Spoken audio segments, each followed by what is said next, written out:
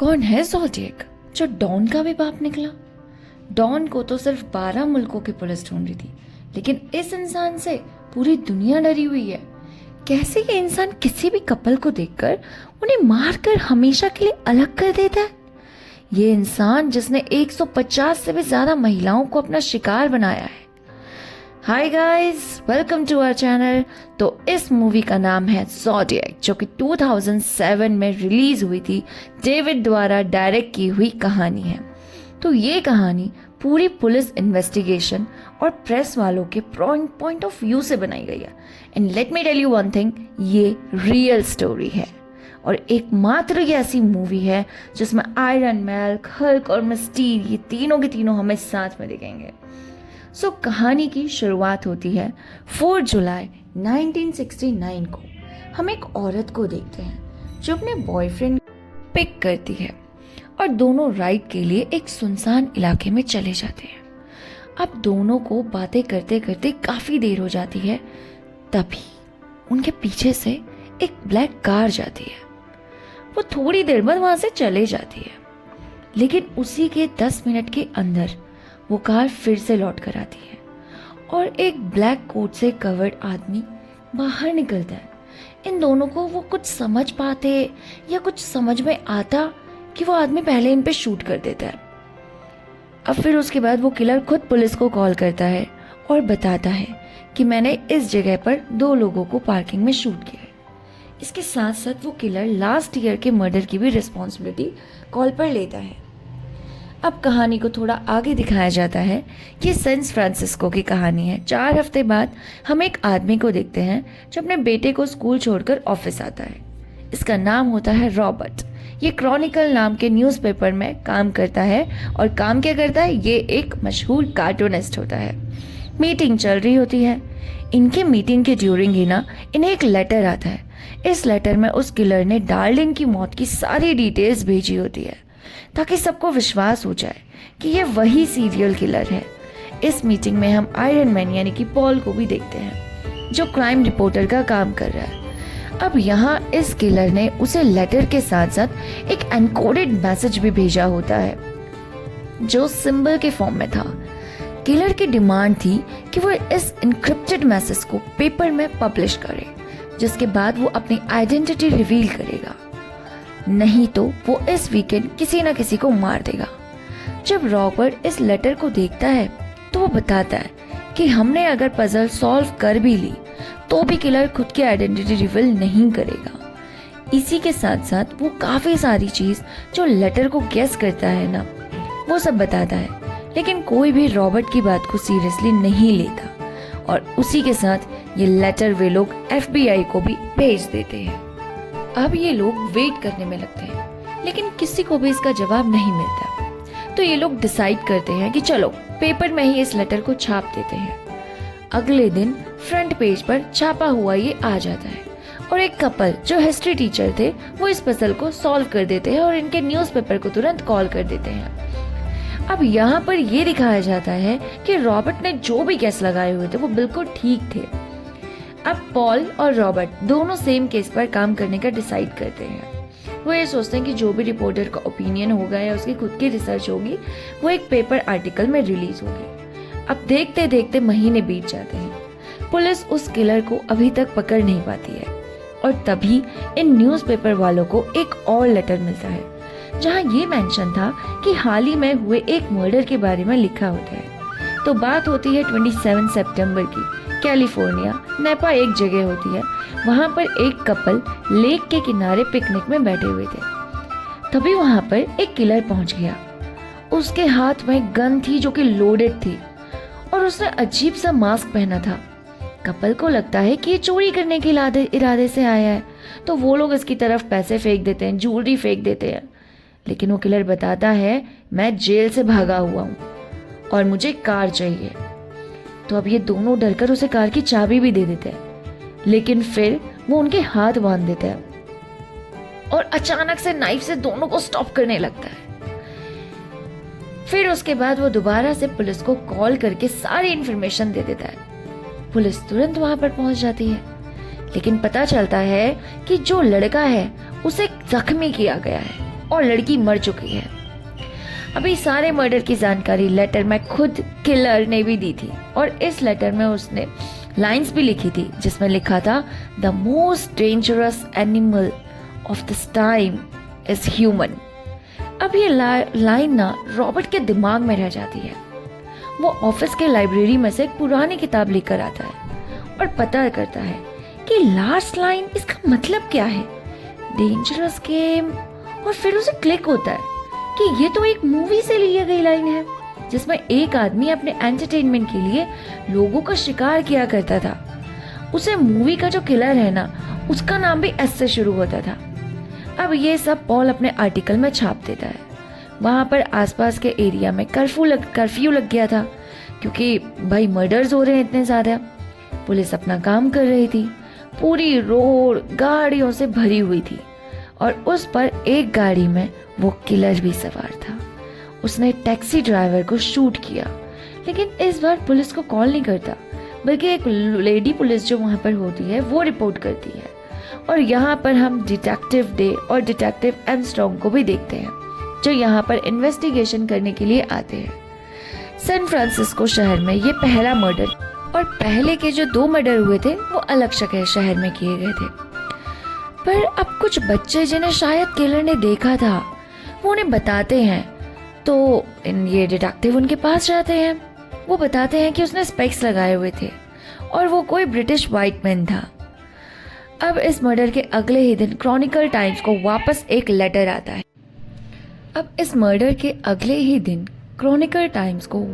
एक लेटर आता है। जिसमें किलर ने ड्राइवर का खून से सना हुआ कपड़ा भेजा हुआ था और लिखा था कि पुलिस कितनी बेवकूफ़ है, मुझे पकड़ सकते थे क्योंकि रात भर मैं पास वाले पार्क में ही बैठा था। उस लेटर के एंड में ज़ोडिएक ने लिखा था कि अगली बार वो एक स्कूल बस को टारगेट करेगा। क्रॉनिकल वाले लेटर को देखते हैं, ये काफ़ी हैरान होते हैं।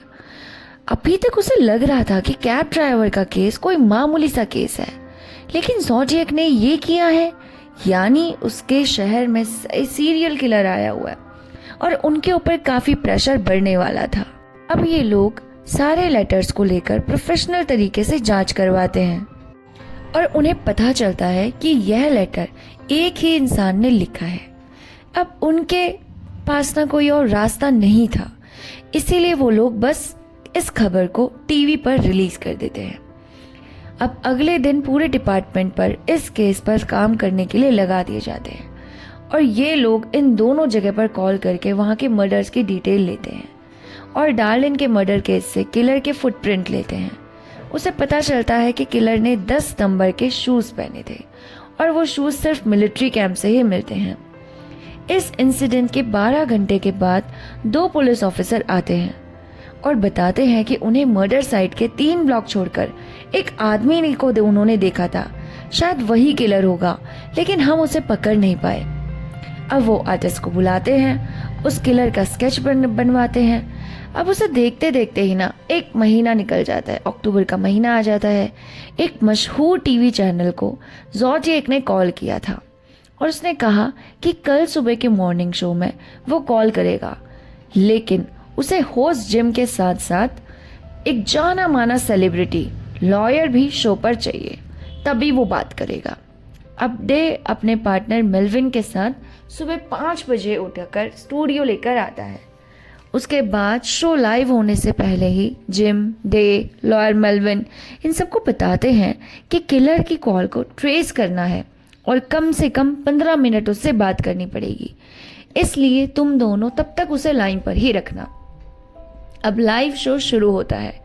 क्रॉनिकल वाले भी देख रहे होते हैं। जब ज़ोडिएक का कॉल आता है तो वो कहता है कि वो काफ़ी डरा हुआ है, उसके सर में बहुत दर्द होता है और उसे माइग्रेन रोकने के लिए वो लोगों को मारता है और तभी वो किसी मर्डर करने की बात करता है। लॉयर उसे बातों में उलझाए रखते हैं, लेकिन ज़ोडिएक काफ़ी चालाक था। वो 15 मिनट होने से पहले ही कॉल कट कर देता है और वापस दूसरा कॉल करता है। अब वो मेल्विन को बताता है कि मैं ये सब नहीं करना चाहता, लेकिन मेरा सर बहुत दर्द करता है और दर्द भी बढ़ जाता है और जब मैं मर्डर करता हूँ ना तो सारा सर दर्द खत्म हो जाता है। लॉयर उसे कहता है कि मैं मिलकर तुम्हारी मदद करना चाहता हूँ, ज़ोडिएक मान जाता है और कहता है कि 15 मिनट में तुम सेंट मैरी चर्च के यहाँ लॉन्ड्री में आ जाना, मैं उसी के साथ साथ रहूँगा। लेकिन क्या होता है कि उसके साथ साथ पूरी पुलिस वहाँ चले जाती है, लेकिन ज़ोडिएक वहाँ पर नहीं आता। इसके बाद ये पूरी रिकॉर्डिंग उस लड़के को सुनाई जाती है जो कि फर्स्ट सीन में दिखाया था और वो मरने से बच गया था। लेकिन वो कहता है कि नहीं, जिसने मुझे मारा था उसकी आवाज़ बहुत डीप थी।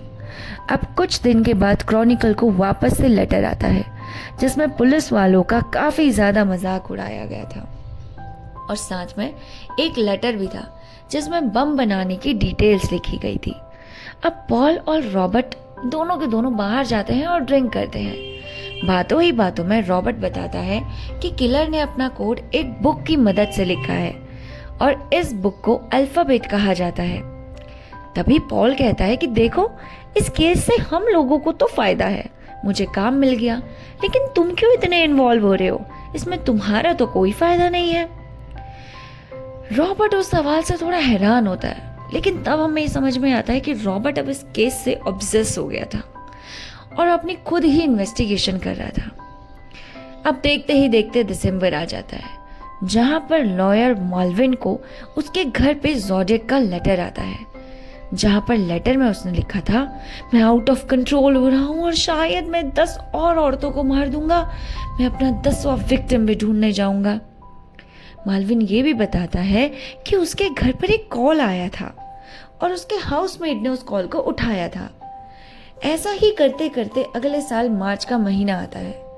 साल था 1970 का। हम देखते हैं कि एक लेडी रात के समय अपने छोटे बच्चे को लेकर कैलिफोर्निया के हाईवे पर ड्राइव कर रही थी। तभी उसके पीछे से वही एक लंबी सी काली सी कार आती है। उसमें बैठा हुआ आदमी उस लेडी को कार रोकने का इशारा देता है। वो कहता है कि अपने कार के पीछे का टायर लूज है, मैं टाइट कर देता हूँ। लेकिन टाइट करने के बजाय वो उसे और ख़राब कर देता है। आदमी वहाँ से चला जाता है। उसके जाने के बाद कैथलीन भी निकलती है, लेकिन थोड़ी दूर जाने के बाद वो टायर कार से निकल जाता है। तभी वो आदमी अपनी कार रोकता है और उस लेडी को लिफ्ट देने की बात करता है। उस लेडी को थोड़ा डाउट तो था, लेकिन उसके पास कोई ऑप्शन नहीं था, इसलिए वो कार में बैठ जाती है। पर थोड़ा आगे जाने पर ये लोग कार रिपेयर के स्टेशन को क्रॉस कर जाते हैं, लेकिन फिर भी वो गाड़ी नहीं रोकता और कहता है कि अभी तो स्टेशन आया नहीं है। तो लेडी उससे बोलती है कि ये तो नहीं हो सकता, स्टेशन तो ये रहा। तो आदमी अपनी रियल नीयत उसे बता देता है और वो कहता है कि मैं तुम्हें जान से मारने वाला हूँ और तुम्हारे बच्चे को भी। और इतने में ही सीन कट हो जाता है। अब थोड़े समय बाद हम देखते हैं एक बहुत ही बड़ा ट्रक वाला उस रास्ते पर रुका हुआ था। कैथलीन बहुत जोर जोर से चीख रही थी। यहाँ हमें समझ आता है कि उसने अपने बच्चे की जान बचाने के लिए और खुद की जान बचाने के लिए चलती हुई गाड़ी से वो कूद गई। इसके बाद वो अपने बच्चे को झाड़ियों से निकालती है, क्योंकि उसने बच्चे को साइड में छुपा रखा था। उसे डर था कि वो आदमी वापस से ना आ जाए। इसके बाद काफ़ी टाइम निकल जाता है। ज़ोडिएक ऐसे ही करता है और अपने लेटर्स भेजता रहता है। इतना ही नहीं, वो पुलिस का मजाक भी उड़ाता है और पूछता है, मेरे ऊपर कितना इनाम रखा हुआ है, कब मुझे ढूंढ रहे हो। यानी किसी तरह वो खुद को फेमस करवाना चाहता था। इसलिए पुलिस क्रॉनिकल ऑफिसर को कहती है कि अब तुम रिएक्ट करना बंद कर दो। अगर तुम इसका लेटर छापोगे तो ये हमेशा यही फेम का नीड रहेगा इसे, लेकिन इसके लेटर को छापना बंद कर दो और देखते हैं कि वो क्या रिएक्ट करता है। एक दिन रॉबर्ट क्लब में बैठा हुआ था और कहता है कि किलर एक धोखेबाज है, बस फेमस होना चाहता है। तभी पॉल रॉबर्ट को एक जगह ले जाता है। वहां पर कुछ न्यूज़पेपर रखे हुए थे जिसमें कुछ किलिंग्स थी और किसी और ने की थी।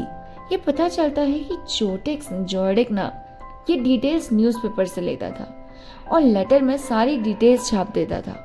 वे दूसरे के किए हुए मर्डर्स को भी अपने नाम पर ले रहा है ताकि लोग उससे डरे। फिर वो एक पैम्पलेट दिखाता है ज़ोडिएक नाम की एक कंपनी का, जो सेम नाम से वॉच की कंपनी है और उसका लोगो भी वही है जो ज़ोडिएक अपने साइन में बनाता था। यानी कि ज़ोडिएक का ना तो नाम ओरिजिनल है, ना ही उसका लोगो ओरिजिनल है, सब कुछ उसने कॉपी किया हुआ है। और अब फिर से कुछ टाइम तक ना उस किलर को कोई लेटर नहीं आता। पुलिस को लगने लगता है कि शायद अब किलर अंडरग्राउंड हो गया है। अब पूरा 1 साल हो जाता है और टाइम आता है अक्टूबर 1970 का। तभी एक दिन अचानक से पॉल के डेस्क पे ज़ोडिएक का लेटर आता है और उसमें ज़ोडिएक ने उसे मारने की धमकी दी थी। पॉल पुलिस से अपने प्रोटेक्शन के लिए गन मांगता है और वो शूटिंग की प्रैक्टिस करने लगता है। रॉबर्ट भी उसके साथ देने लगता है। अब यहाँ क्रॉनिकल ने वो लेटर भी न्यूज़पेपर में छाप दिया और लिखा कि हमारे रिपोर्टर पॉल एवरी को मारने की धमकी दी है। तभी किसी इंसान का कॉल आता है जिसने बताया कि उसके पास ज़ोडिएक की कोई इन्फॉर्मेशन है, लेकिन उसका नाम जानने के लिए उन्हें मेरी जगह पर आकर मुझसे मिलना होगा। तो पॉल उसी रात उससे मिलने जाने का प्लान बनाता है। वो रोबोट से भी साथ चलने के लिए कहता है, लेकिन रॉबर्ट उससे कहता है कि मुझे डेट पर जाना है और फिर रॉबर्ट की डेट दिखाते हैं। और रॉबर्ट इतना पोजेस था उस केस से कि वो अपनी डेट पर भी उसी ज़ोडिएक के बारे में बात करता है। पॉल को उस आदमी से कुछ इन्फॉर्मेशन मिलती है। वो सीधा अगले दिन टीवी पर आकर बताता है कि ज़ोडिएक ने सबसे पहला मर्डर 1966 में किया था। उसने एक लड़की को मारा था और रिवर साइड से पुलिस स्टेशन में भी लेटर को भेजकर सारी चीजें कही थी जैसे ज़ोडिएक कर रहा है। लेकिन इस न्यूज़ के कारण पुलिस का नाम काफ़ी ज़्यादा बदनाम होता है, क्योंकि लोगों को लगने लगता है कि पुलिस अपनी इन्वेस्टिगेशन सही तरीके से नहीं कर रही है। उन्हें इन्फॉर्मेशन मिलती है तो भी वो कुछ नहीं करते। अब अगले ही दिन डे के कुछ पुलिस रिवर साइड पर पहुंचते हैं इस केस की पूछताछ के लिए। इनके साथ पॉल एवरी भी होता है। ये वहां पर मिले सबूत को और ज़ोडिएक के हैंड राइटिंग को मैच करवाने जाते हैं, लेकिन उनकी हैंड राइटिंग मैच नहीं होती। इसलिए रिवर साइड का जो सस्पेक्ट था यह लोग उसे नहीं देखते। लेकिन क्या हो गया ना कि अब तक ज़ोडिएक काफ़ी फेमस हो गया। जेल में भी अक्सर लोग उसके बारे में ही बात करते थे। अब देखते देखते 8 महीने और निकल गए। एमस्ट्रॉन्ग को ऐसे इन्वेस्टिगेट करते हुए एक आदमी मिलता है जो बताता है कि कुछ सालों पहले उसके स्कूल में एक वर्कर था जिसका नाम आर्थर था, जो अक्सर मर्डर की बातें करता था। उसने ये भी कहा था कि वो मर्डर करेगा तब ज़ोडिएक नाम रखेगा, और उसे स्कूल से निकाल दिया गया क्योंकि उसने बच्चों को छेड़ा और उसी की वजह से उसे जेल भी हुई थी। लेकिन अब वो एक मिल में काम करता है, इसलिए पुलिस की पूरी टीम आर्थर से मिलने जाती है। वो एक लंबा हट्टा कट्टा सा बंदा था और पुलिस को देख के जरा भी नहीं डरता, और बताया कि नहीं, मैंने कभी ज़ोडिएक होने का कोई दावा ही नहीं किया, मेरा फ्रेंड झूठ बोल रहा है। अब पुलिस को डाउट होता है। वो उसके घर छापा मारने जाती है और वहां पर उसका जूता मैच हो जाता है और उसका नंबर भी 10 का ही होता है, और ऐसा शूज सिर्फ मिलिट्री कैंप में ही मिलता है। पुलिस ने बहुत बार उसके घर और गाड़ी की इन्वेस्टिगेशन की, लेकिन उसके गाड़ी से मैना जो ब्लड से भरा हुआ चाकू मिला था वो मुर्गी का खून था। उसके पूछताछ में वह भी पता चला कि जितने भी मर्डर आज तक हुए हैं वो हमेशा उसी लोकेशन के आसपास था। पुलिस को पूरा शक हो जाता है कि यही ज़ोडिएक है, लेकिन इस बात से वो छूट सकता था क्योंकि आर्थर लेफ्ट हैंडेड था और ज़ोडिएक ने सारे लेटर राइट हैंड से लिखे थे। अब आर्थर की भाभी से वो लोग जाकर मिलते हैं और उसे लेटर दिखाते हैं पूछताछ के लिए, लेकिन भाभी कंफर्म कर देती है कि आर्थर जब भी हमें ग्रीटिंग कार्ड भेजता था तो वो भी क्रिसमस में SS इसी तरीके से लिखता था जैसे ज़ोडिएक ने अपने लेटर में लिखा है। अब ये वापस आते हैं और अपने सीनियर को ये सारी इन्फॉर्मेशन दे देते हैं, लेकिन इसके बावजूद इनके पास कोई फिजिकल प्रूफ नहीं होता कि ये मर्डर आर्थर ने ही किए हैं। किए गए कुछ फिजिकल एविडेंस तो इन्हें चाहिए थे ना। अब यहाँ दूसरी तरफ पॉल की हालत और भी खराब हो गई। वो पूरा दिन शराब में धुत रहता था। ज़ोडिएक से रिलेटेड आर्टिकल में उसका दिमाग खराब हो चुका था क्योंकि कोई इन्फॉर्मेशन नहीं मिल रही थी। इसी के चलते एडिटर ने ये सब कुछ बंद करने के लिए कहा। पॉल इस बात से नाराज होकर जॉब छोड़ने के लिए चला जाता है। पर डे पुलिस फोर्स के साथ आर्थर के घर पर रेड मारते हैं। अब यहाँ उसके घर में काफी सारी गिलहरी पड़ी हुई मिलती है जिन्हें मारकर वो फ्रिज में रखता था। वहाँ पर काफी सारी गन्स भी लोडेड होती हैं, लेकिन ऐसा कोई प्रूफ नहीं मिलता कि वही ज़ोडिएक है, इसीलिए उसे अरेस्ट नहीं कर पाते। अब देखते देखते इस केस को 4 साल और निकल जाते हैं। ज़ोडिएक इतना फेमस हो चुका था कि उस पर मूवी तक बन गई थी। डे एक दिन अपनी वाइफ के साथ मूवी के लिए गया हुआ था। देखता है कि वो ज़ोडिएक की ही मूवी देख रहा है। फ्रस्ट्रेट होकर वो वापस आ जाता है और वहीं थिएटर में उसकी मुलाकात रॉबर्ट से होती है। अब कुछ समय बाद डे का पार्टनर आइंग भी इस केस से अपना ट्रांसफ़र करवा लेता है। वहीं पॉल की जगह अब दूसरा राइटर काम पर रखा गया। सभी लोग मूव ऑन कर गए। ज़ोडिएक ने भी लेटर लिखना बंद कर दिया, लेकिन रॉबर्ट उसने मूव ऑन नहीं किया था। वो तो ज़ोडिएक से इतना ऑब्सेस्ड हो गया था कि ज़ोडिएक पर ही बुक लिखने की सोचता है और पॉल के घर चला जाता है। लेकिन क्योंकि 4 साल से वो रॉबर्ट पॉल से एक बार भी मिलने नहीं गया था, लेकिन अब उससे मिलने गया, वो भी ज़ोडिएक की इन्फॉर्मेशन के लिए। इस बात से पॉल काफ़ी नाराज़ हो जाता है और कहता है you should move on Robert, क्योंकि उसने हज़ारों लोगों को नहीं मारा, इससे ज़्यादा लोग तो रोज़ मरते हैं।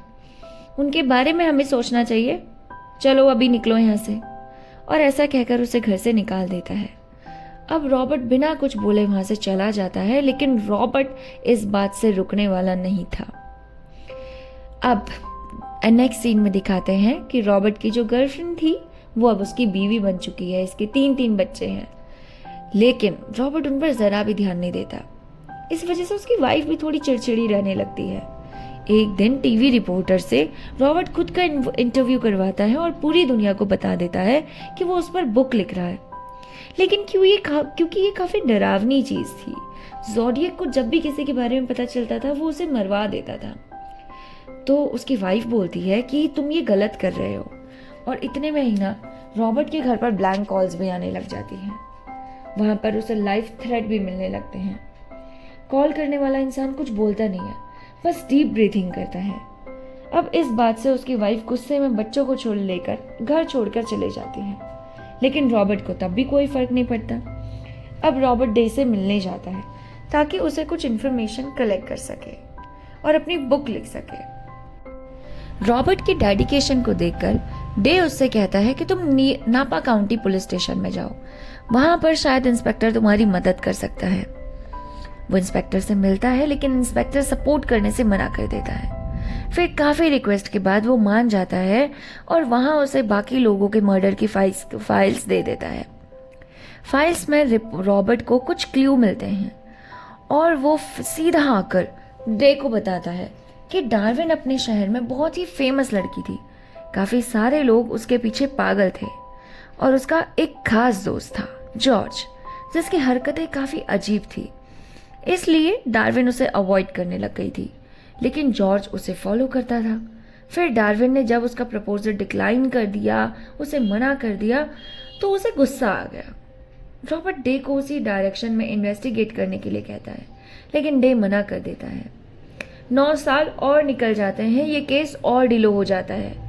साल था 1978 और अचानक से डे को क्रॉनिकल से कॉल आता है कि इतने सालों बाद एक लेटर मिल रहा था जिसमें कहा था कि वो डे के ऊपर नज़र रखे है ताकि पुलिस वापस से केस को ओपन करे।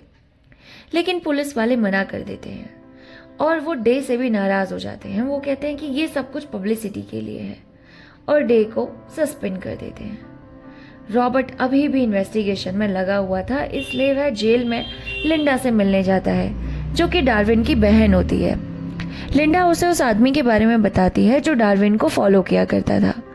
रॉबर्ट उस आदमी का नाम पूछता है, लेकिन लिंडा बताती है कि उसे आदमी का नाम ली है। रॉबर्ट के होश उड़ जाते हैं। एक ही झटके में वो सारे डाउट कनेक्ट कर लेता है, क्योंकि आर्थर का पूरा नाम आर्थर ली था। वो भागते हुए ऑफिसर के पास जाता है और इन्वेस्टिगेशन कंटिन्यू करने के लिए कहता है। ऑफिसर रॉबर्ट को सीरियसली नहीं लेता। अब रॉबर्ट भी राइटिंग की वजह से कार्टूनिस्ट का जॉब छोड़ देता है और उसे बस ज़ोडिएक को ढूंढने का ही काम पकड़ना था। एक दिन रॉबर्ट की वाइफ उससे मिलने आती है और उसे कुछ लेटर्स देती है।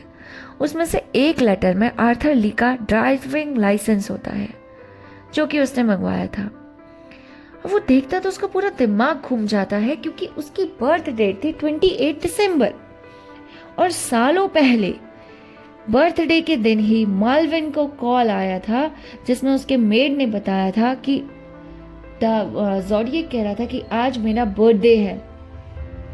और ज़ोडिएक ने मॉर्निंग शो में जिससे बात की थी वो उसी दिन आर्थर ली से, मतलब आर्थर ली की और ज़ोडिएक की जो बर्थडे डेट थी वो मैच कर रही थी। इसलिए भागते हुए रॉबर्ट डे के घर जाता है। पहले तो डे दरवाज़ा नहीं खोलता, लेकिन आर्थर का नाम सुनकर वो रॉबर्ट से बात करता है। दोनों डिनर पर जाते हैं। यहाँ पर रॉबर्ट शॉर्ट में कहता है कि आर्थर ही ज़ोडिएक है और पुलिस ने किसी दूसरे जुर्म के चलते उसे अरेस्ट किया था, इसीलिए ज़ोडिएक ने ये मर्डर और ये लेटर करना बंद कर दिया था। लेकिन जैसे ही वो जेल से बाहर आया उसने क्रॉनिकल में वापस लेटर भेजा, यानी कि यही वो इंसान है। लेकिन अभी भी उनके पास कोई फिजिकल एविडेंस नहीं थे, किसी तरह का कोई हथियार या ब्लड, डीएनए कुछ भी नहीं था, इसीलिए उसे प्रूफ हम नहीं कर सकते कि यही किलर है। डे रॉबर्ट को एडवाइस देता है कि तुम अपनी बुक फिनिश कर लो और जिंदगी में आगे बढ़ो। रॉबर्ट 1983 को आर्थर से बात करने के लिए जाता है, उसका एड्रेस निकलवाता है और ढूंढते हुए उसके शॉप पर जाता है उसका रिएक्शन देखने के लिए। उसे पहचान भी लेता है लेकिन कुछ रिक्वेस्ट नहीं करता। अब केस को टोटल 22 साल के बाद दिखाते हैं। अब कोई दूसरा ऑफिसर इन्वेस्टिगेट कर रहा था। मर्डर केस में साइड सस्पेक्ट की फोटो दिखाई जाती है। वो तुरंत कहता है कि यही आदमी है जिसने हमें शूट किया था, यानी कि ज़ोडिएक। शायद आर्थर ली ही था, शायद इसलिए क्योंकि बाकी लोगों ने ही उसको मारा है, बाकी लोगों को भी उसने मारा है, ये प्रूफ नहीं हुआ था, लेकिन डॉर्लिन को जरूर मारा था। फिर मूवी के एंड में बताया जाता है कि उस बंदे के बयान के बाद फर्दर इन्वेस्टिगेशन की जाती है, लेकिन आर्थर को पकड़ने से पहले ही पता चलता है कि हार्ट अटैक से उसकी मौत हो गई है। 2002 में डीएनए टेस्ट के थ्रू ये सॉल्व किया गया कि किलर के लेटर से मिलवाए गए सैंपल और आर्थर ली के सैंपल मैच नहीं हो रहे, इसलिए ये इन्वेस्टिगेशन में आर्थर ली को सस्पेक्ट की लिस्ट से रिमूव कर दिया गया। तो इसका मतलब आर्थर ली भी ज़ोडिएक नहीं था। तो ज़ोडिएक है कौन, ये अभी तक पता नहीं चला। यही माना जाता है कि शायद ज़ोडिएक आज भी जिंदा घूम रहा है। और ये मूवी यहीं पर खत्म हो जाती है। आपको ये मूवी कैसी लगी मुझे कमेंट करके ज़रूर बताएं। हमारी वीडियो को लाइक, शेयर, कमेंट तो प्लीज़ ज़रूर कीजिए। मुझे बताइए कि आपको मूवी कैसी लग रही है और हमारे चैनल को सब्सक्राइब ज़रूर कीजिए। Thank you so much.